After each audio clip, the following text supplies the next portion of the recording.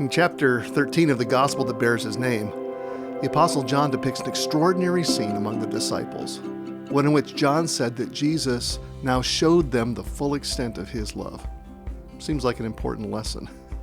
Picking up with verse 3, it reads, Jesus knew that the Father had put all things under his power, and that he had come from God and was returning to God, so he got up from the meal, took off his outer clothing, and wrapped a towel around his waist. After that, he poured water into a basin and began to wash his disciples' feet. Foot washing.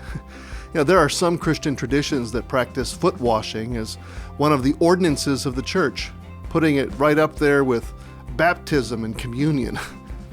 I'm glad I'm not part of one of those traditions. I suppose it's sort of weird and gross, but it really isn't that. I'm glad we haven't ceremonialized foot washing, because I'm confident we would miss the point since we really lack the cultural context. We don't need foot washing these days because, well, we have socks and shoes and boots and such. And perhaps more importantly, we have sewer systems.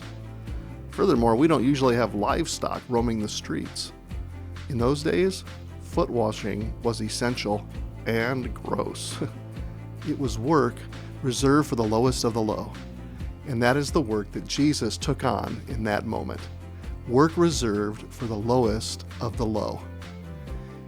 When he had finished washing their feet, he put on his clothes and returned to his place. Do you understand what I've done for you? He asked them. You call me teacher and Lord, and rightly so, for that is what I am. Now that I, your teacher and Lord, have washed your feet, you also should wash one another's feet. I have set you an example that you should do as I have done for you. Jesus, the most powerful and respected among them, among anyone of course, willingly served his followers in the lowliest way. That is the example he set for us. How are we doing with that? In our contemporary church settings, what might be the equivalents? Stacking chairs, vacuuming, cleaning the urinals? What would that look like in our workplaces, in our families? Our org structures are often built to best serve the one or the few at the top.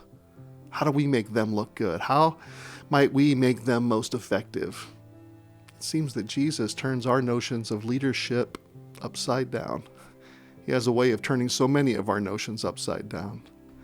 If we're going to be followers of Jesus, then we must continually and fervently follow Jesus in this way, serving others by willingly taking on even the most lowly tasks.